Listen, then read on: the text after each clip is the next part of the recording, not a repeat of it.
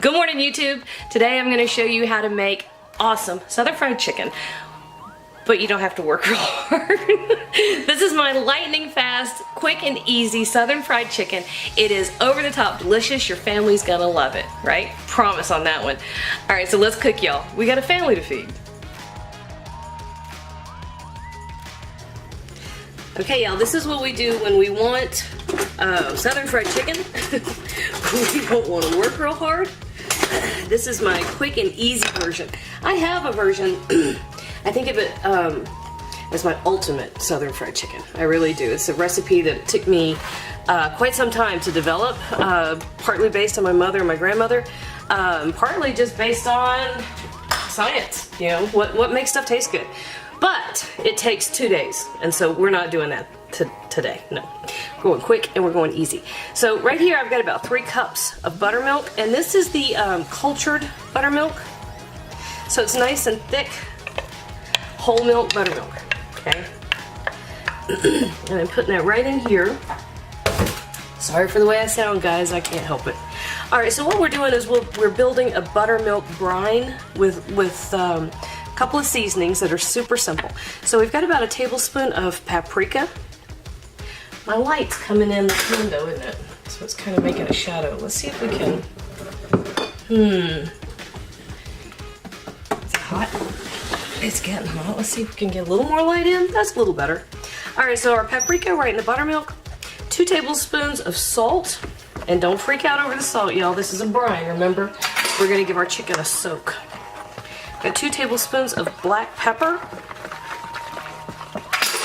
and 2 tablespoons of garlic powder. I don't know why. I don't guess I need to throw those little milk cups in the sink and make all that noise. All right, and then we're going to give it several shots of hot sauce. Just use your favorite. It doesn't make things spicy, but it does wake everything up. Alright, so give this a stir.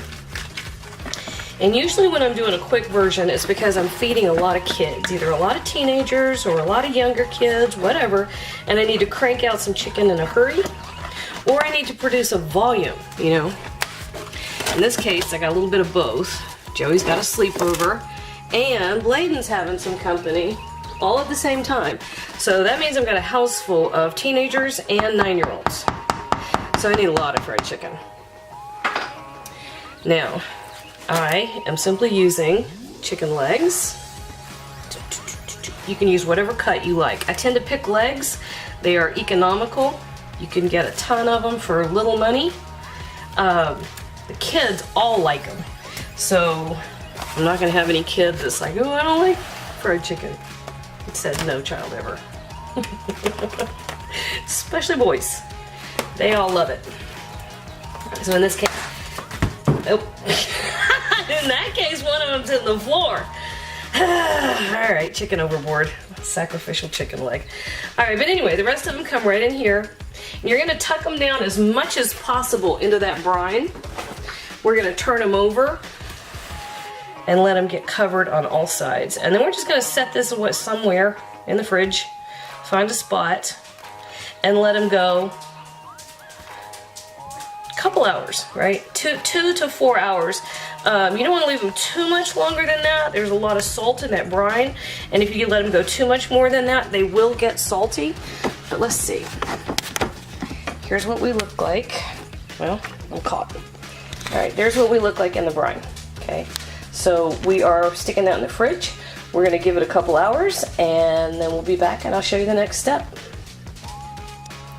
All right, we're ready for the next step. So what we're gonna do, I've got a baking rack here, and I've just got a wire rack set over the top of it. And we've had our chicken soaking for a little while.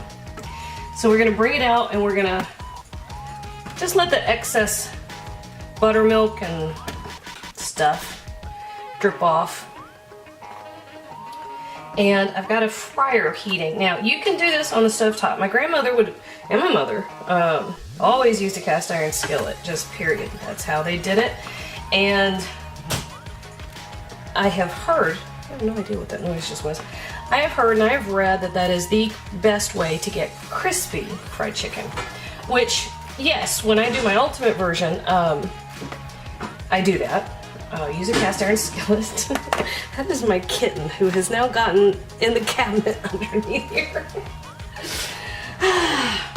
So when I do my ultimate version, yes, I use a cast iron skillet. However, for this version, we're going fast. And I have a fryer set to 350 degrees, okay? Now, you can do it 350 degrees with a thermometer. This is just about 2 teaspoons of kosher salt that I'm adding to 2 cups of all-purpose flour, okay? Make sure that each stage of your breading is well seasoned. So your buttermilk needs to be well seasoned and your flour needs to be well seasoned. So we're just giving that a good bit of black pepper. And I'm gonna give it, is this paprika? Yes. Give it a good bit of paprika. So I'd say a good tablespoon of paprika, which really doesn't do anything for the flavor. This is not smoked paprika, but it does help with the color. And then we just whisk all that together. Anyway, I have vegetable oil in my fryer. You can use whatever you like. You can use peanut oil or Crisco or lard or what have you. I have vegetable oil in the fryer, so that's what I'm using. So we're talking easy. Okay, so that is ready to go. All right, so give me just a second. Let me get my fryer. It's hot. Yep. Hot. All right, so here's my fryer, and I'm going to bread my chicken. Now I'm going to do it just real easy. We're just turning that over in here until we've got all sides covered. Kitten, would you get out of the cupboard? And then we just shake off the excess flour and stick that back on the rack. I have no idea what he's getting into. You having fun? Huh? The magnets on my cupboards are pretty much worn out, and so they stay open half the time, which is, I guess, is an open invitation to kittens to, hey, come in here. Come look at what's in here. So what we end up doing is we end up sticking wooden spoons through the door pulls on the cupboards to keep the kitten out. But of course I forgot to do that this morning. All right, so anyway, this is all there is to this part.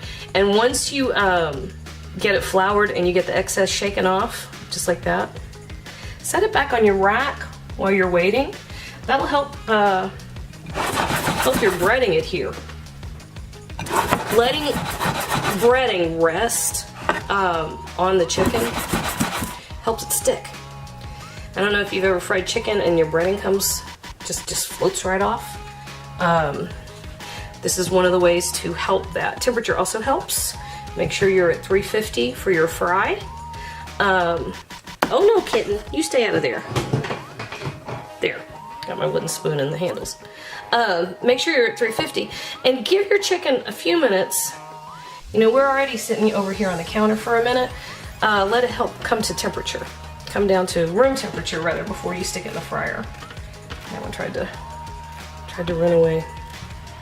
Which is really easy. I mean, you're kind of doing that anyway by the time everything fries, right? I mean, no, not by the time everything fries. By the time you get breading on everything. All right. I did this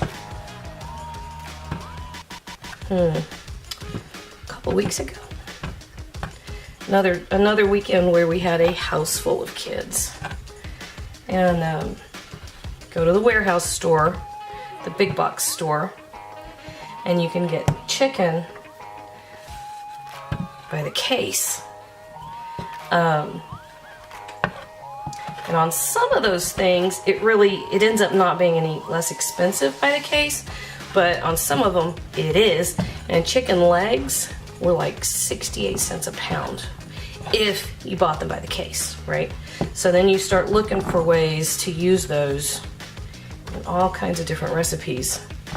And when the kids have company, I will do things that I don't normally do. Like, we don't have fried chicken on an everyday basis.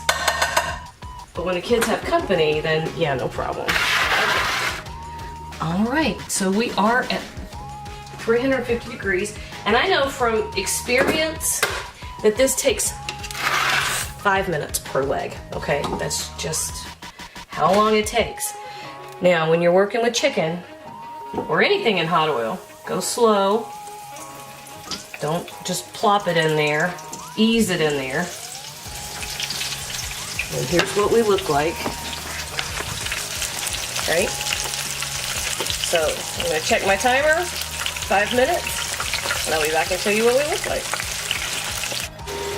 Okay guys, this is, ta-da, da-da-da, that's after 5 minutes, okay? So now if you're on the stovetop and you're doing it in a cast iron skillet, you're gonna take a little bit longer because you'll have the first side you wanna do 5 minutes, and then turn it over for probably another 3 to get it perfectly done.